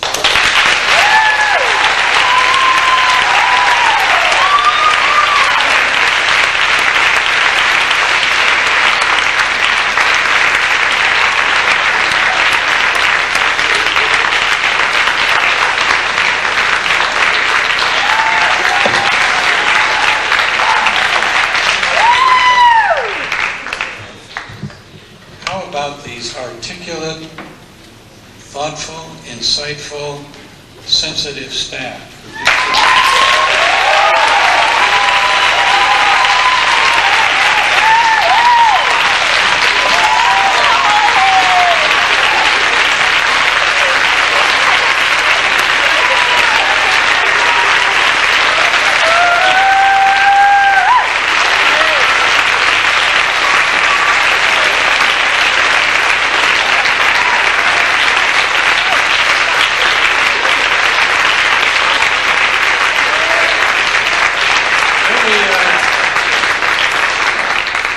Early this morning, I received a fax which I wanted to read from our beloved custodian, David McGivern, who's in Florida recovering from yet another.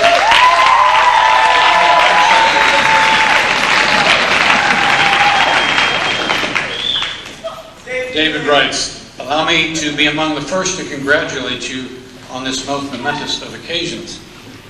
Each and every one of you have worked hard to reach this milestone, and you have made many, many people proud of you, including me.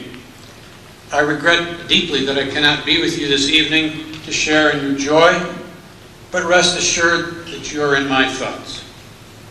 Good luck with your future endeavors, and please know that I have every confidence in your continued success. The senior class of 02 rules. Peace out."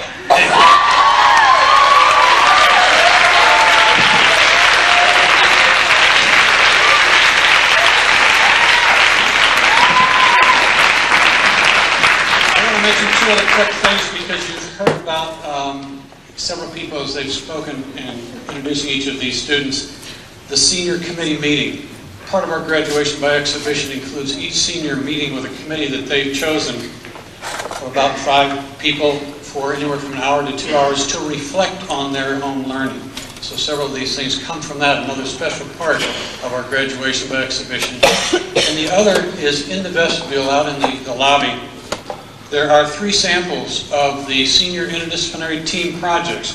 All of these seniors have been in different teams to produce an interdisciplinary project. 3 of them are out on the table. You're welcome to take those booklets with you, some of the work of the senior teams. And now, before I close, I think Zoe wanted to say something.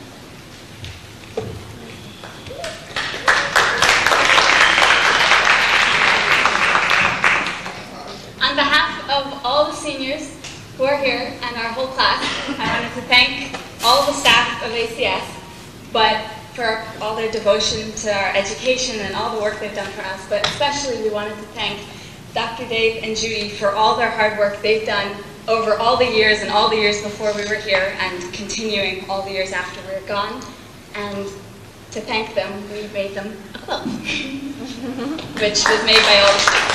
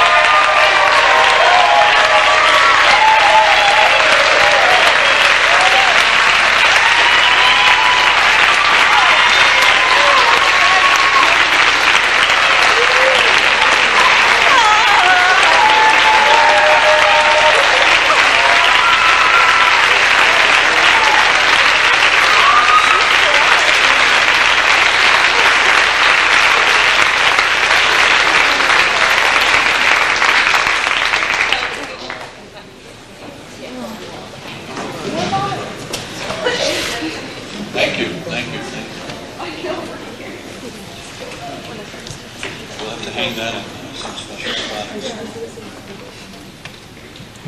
So in closing, remember you are giants. You can be the cheese movers. Godspeed, go in peace, class of 2002. You now are officially high school graduates.